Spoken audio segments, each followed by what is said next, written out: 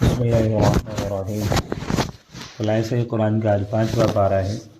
اس میں اللہ تبارک و تعالیٰ نے ایک اہم مسئلہ بیان فرمایا کہ مرد کو اللہ تعالیٰ نے عورت پر فضیلت دی ہے، یعنی فطرت کے اعتبار سے اور اپنی طبیعت کے اعتبار سے مرد عورت پر مقدم اور افضل ہے، اور اس کی بنیادی 2 وجہ قرآن کریم میں بیان فرمائی۔ نمبر 1، مرد کے ذمہ عورت کے اخراجات ہیں، عورت کے تمام خرچے برداشت خرچ کرنا ہے۔ نمبر 2، فطرت اور طبیعت یہ تکوینی نظام ہے، اور یہ نظام فطری طور پر ایسا ہے کہ مرد کو اللہ تعالیٰ نے عورت پر فضیلت دی ہے۔ اگر کوئی اس کا انکار کرنا چاہے تو نہیں کر سکتا۔ آج خود ان اداروں کو دیکھیں جہاں عورتوں کی برابری کی بات ہوتی ہے، تو آپ دیکھیں گے کہ عورتیں وہاں مردوں کے ساتھ اور اپنی حفاظت کے لیے مردوں کی محتاج ہوتی ہیں۔ نیز یہ بات یاد رکھ لیں کہ یہ عام مرد اور عورت کے اعتبار سے ضابطہ ہے، لیکن بعض خواتین علم اور فضل میں یا کبھی جسمانی قوت اور طاقت میں کوئی خاص خاتون کسی مرد سے آگے نکل جائے تو اس سے ضابطے تبدیل نہیں ہوا کرتے، جیسے حضرت مریم علیہ السلام کو اللہ تعالیٰ نے عام مردوں کے مقابلے میں خصوصی فضل و کرم سے نوازا تھا۔ تو کوئی عورت اگر علم و فضل میں آگے نکل جائے تو یہ الگ بات ہے۔ تو بہرحال اللہ تعالیٰ نے مرد کو عورت پر فوقیت، فضیلت اور عظمت عطا فرمائی ہیں۔ دوسرے، اللہ تبارک و تعالیٰ نے اسی بارے میں طہارت کے مسائل تفصیل سے بیان کی۔ اللہ ارشاد فرماتا ہے، یا ایھا الذین آمنوا اذا قمتم الی الصلاۃ فاغسلوا وجوہکم وایدیکم الی المرافق وامسحوا برؤوسکم وارجلکم الی الکعبین۔ تو اللہ تعالیٰ نے یہاں پر طہارت کے مسائل بیان فرمائے، مثلا وضو کرنا ہے جب نماز پڑھنی ہو، یا قرآن کریم کو ہاتھ لگانا ہو، یا کوئی ایسا مسئلہ جہاں طہارت کی ضرورت ہو تو وہاں وضو کرنا ہے۔ اور بعض حالات ایسے ہیں کہ جہاں پر غسل کرنا فرض ہے، آدمی کو احتلام ہو جائے یا اپنی اہلیہ کے پاس جائے تو غسل جنابت فرض ہو جاتا ہے، اور اسی طرح عورت حیض اور نفاس سے پاک ہو تو ان حالت میں بھی غسل فرض ہو جاتا ہے۔ تو طہارت کے مسائل بھی اس پارے میں اللہ تعالیٰ نے بیان فرمائے۔ ایک اور اہم بات اللہ تعالیٰ نے پوری زندگی میں شریعت پر عمل کرنے کے حوالے سے ارشاد فرمائی، یا ایھا الذین آمنوا اطیعوا اللہ واطیعوا الرسول واولی الامر منکم۔ یہ بات ذرا توجہ سے سنیں۔ نمبر 1، اللہ تعالیٰ کی اطاعت کرو، اس کی بات مانو، اور پھر اس کے رسول کی بات مانو، اور پھر فقہا کی بات مانو۔ یہ 3 باتیں کیوں فرمائی ہیں؟ نمبر 1، اللہ تعالیٰ تو خالق اور مالک ہے، مخلوق اور مملوک نے اس کی بات ماننی ہے، لیکن ہم دنیا میں اپنے اس کان سے اللہ تعالیٰ کی بات سن نہیں سکتے، اس آنکھ سے اللہ تعالیٰ کو دیکھ نہیں سکتے۔ تو اللہ تعالیٰ کی ذات کو دیکھیں گے یا اللہ کی بات کو سنیں گے تو بات مانیں گے، اور ہم نہ اللہ کو دنیا میں دے سکتے ہیں اور نہ ہی سن سکتے ہیں۔ تو اس کے لیے ضروری ہے کہ اللہ تعالیٰ اور ہمارے درمیان ایک واسطہ ہو، اور وہ واسطہ ہے پیغمبر علیہ السلام کا۔ وہ اللہ تعالیٰ کی بات کو سنتے ہیں، کوئی نبی براہ راست تو کوئی بذریعہ جبرائیل علیہ السلام، کسی بھی طریقے سے اللہ تعالیٰ القاء فرماتے ہیں۔ اور ہمارے نبی صلی اللہ علیہ وسلم نے تو اللہ تعالیٰ کا دیدار بھی کیا ہے۔ تو نبی صلی اللہ علیہ وسلم نے بتایا کہ کن کن چیزوں میں اور کس طرح اللہ کی بات ماننا ہے اور خدا کی اطاعت کرنا ہے۔ اور پھر ہمارے پیغمبر صلی اللہ علیہ وسلم عربی ہیں، ہم عجمی ہیں، ہم عربی نہیں جانتے، اور اگر کوئی عربی سمجھتا ہو تو وہ قرآن و سنت کی تہ تک نہیں پہنچ سکتا، وہ قرآن و حدیث کی معنوی اسرار و موتی کو نہیں سمجھ سکتا۔ اب جب عام انسان قرآن و سنت کی تہ تک معنوی اسرار و رموز کی گہرائی تک نہیں پہنچ سکتا تو پھر وہ کس طرح شریعت پر عمل کرے گا؟ وہ کس طرح مکمل طور پر خدا اور رسول کی اطاعت کرے گا؟ وہ نبی کی بات کیسے مانے گا؟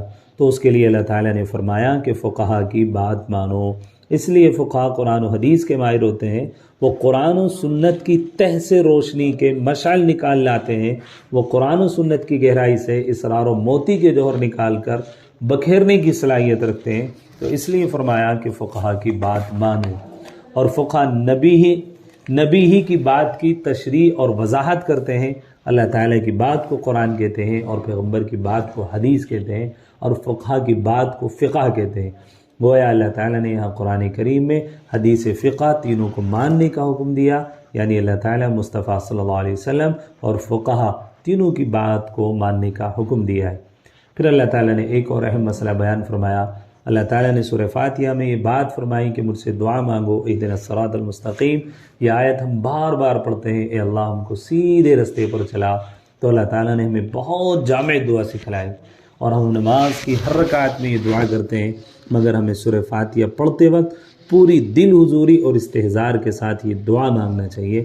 تو اللہ تعالیٰ نے ہمیں دعا سکھلائی کہ اے تو ہمیں سیدھے راستے پر چلا، اے اللہ تو ہمیں سیدھے راستے پر چلا۔ ابھی یہ صراط مستقیم کیا ہے؟ تو اس کا جواب اللہ تعالیٰ نے خود دیا، صراط الذین انعمت علیہم، یعنی ان لوگوں کا راستہ جن پر اللہ تعالیٰ نے انعام فرمایا۔ تو ہمیں ان کے راستے پر چلا جن پر تو نے اللہ تو ہمیں ان کے راستے پر چلا جن پر تو نے انعام کیا، ان کے راستے پر مت چلا جن پر آپ کا انعام نہیں ہوا۔ اب سوال یہاں پر پیدا ہوتا ہے وہ کون لوگ ہیں جن پر اللہ تعالیٰ نے انعام فرمایا؟ وہ کون لوگ ہیں؟ اس کا تذکرہ اس 5ویں پارے میں اللہ تعالیٰ نے ارشاد فرمایا، اولئک الذین انعم اللہ علیہم من النبیین والصدیقین والشہداء والصالحین۔ وہ خوش نصیب انعام یافتہ 4 قسم کے تبعات ہیں۔ نمبر 1 نبیین، نمبر 2 صدیقین یعنی صحابہ کرام، نمبر 3 شہداء، نمبر 4 اولیاء۔ پہلی بات انبیاء کی بات مانو، نبی کا حکم مانو، مگر سوال ہوتا ہے نبی تو ہر علاقے میں نہیں ہے، تو فرمایا کہ نبی کے صحابہ کرام کے نقش قدم پر چلو۔ پھر ہر علاقے میں صحابی بھی نہیں ہوتے کہ ہم صحابہ کو دیکھ کر ان کی پیروی کرتے ہوئے صراط مستقیم پر چل کر جنت تک پہنچ جائے، تو فرمایا کہ شہید کے نقش قدم پر چلو۔ اب پھر سوال پیدا ہوتا ہے کہ خدا کا وہ نیک بندہ شہید راہ شہادت میں شہادت حاصل کرنے کے بعد ہماری بات کو سن بھی لے تو وہ بتائے گا کیسے، ہماری رہنمائی کیسے کرے گا؟ تو پھر فرمایا اولیاء، علماء، بزرگان دین کے نقش قدم پر چلو، اور متبع سنت و شریعت صلحاء اور بزرگان دین اور علماء آپ کو ہر علاقے میں ملیں گے، تو ان کی صحبت اختیار کرو، ان کے نقش قدم پر چلو۔ گویا جن پر اللہ تعالیٰ نے انعام فرمایا وہ 4 قسم کے لوگ ہیں، اور ہمیں چاروں کے نقش قدم پر چلنے کا حکم دیا گیا ہے۔ لہٰذا نبی کے راستے پر بھی چلنا ہے، صحابہ کرام کو بھی تھامنا ہے، شہداء سے بھی قریب رہنا ہے، اور اولیاء امت کو بھی نہیں چھوڑنا ہے۔ ہم نے ان 4 کی اتباع کرنی ہے، ان کے نقش قدم پر چلنا ہے۔ پھر اس صورت میں اللہ تعالیٰ نے قتل کے احکام بیان فرمائے کہ کوئی جان بوجھ کر قتل کرے تو اس کی سزا کیا ہے۔ بھول سے قتل ہو جائے، چوک ہو جائے، قتل خطا، تو اس کی سزا کیا ہے، قتل عمد، قتل خطا کیا ہے، دیت کب ہوتی ہے، فدیہ کتنا ہوتا ہے۔ تو یہ احکام اللہ تعالیٰ نے 5ویں بارے میں بیان فرمائے۔ پھر اس بارے میں اللہ تعالیٰ نے عام نمازوں کا ذکر فرمایا کہ نمازیں پڑھنی ہیں تو طہارت کرو، نماز کا ارادہ ہو تو خوب پاک ہوا کرو، اور بطور خاص 2 نمازوں کا ذکر فرمایا۔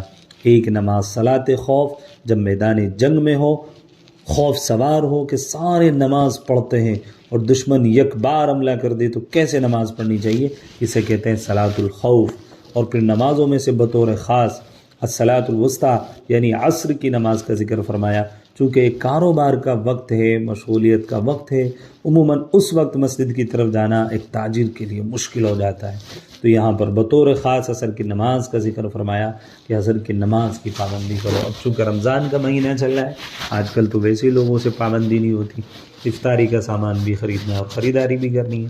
پھر خیر، پھر آگے اللہ تعالیٰ نے منافقین کی حالت بیان فرمائی کہ منافقین نہ ادھر کے ہوتے ہیں نہ ادھر کے ہوتے ہیں، درمیان میں بیچارے پھنسے پڑے ہوتے ہیں، جو ہی دین میں فائدہ دیکھا تو ادھر لپک گئے، دنیا میں فائدہ دیکھا تو ادھر کو دوڑ گئے۔ اللہ تعالیٰ کے نبی صلی اللہ علیہ وسلم کی بات ماننے میں دنیا کی غرض دیکھی تو وہاں چلے گئے، اور جب دین میں دنیا کا نقصان نظر آیا تو رسول کے طریقے کو چھوڑ گئے۔ یہ منافقین کی حالت ہے۔ مذبذبین بین ذلک لا الہ ہؤلاء ولا الہ ہؤلاء، نہ خدا ہی ملا نہ وصال صنم، نہ ادھر کے رہے نہ ادھر کے رہے۔ تو ہمیں ایسا نہیں ہونا چاہیے۔ مسلمان کو پکا ایک موقف پر رہنا چاہیے۔ نفع نقصان کا مالک اللہ تعالیٰ ہے۔ کون ہے؟ اللہ۔ دنیا میں بظاہر کبھی نفع بھی ہوتا ہے، کبھی بظاہر نقصان بھی ہوتا ہے، اصل نفع نقصان تو آخرت کا ہے، اس لیے آخرت کی فکر کرنا چاہیے۔ اور سب سے آخر میں 5ویں پارے میں اللہ تعالیٰ نے ایک بہت پیاری بات ارشاد فرمائی، ما یفعل اللہ بعذابکم ان شکرتم وآمنتم۔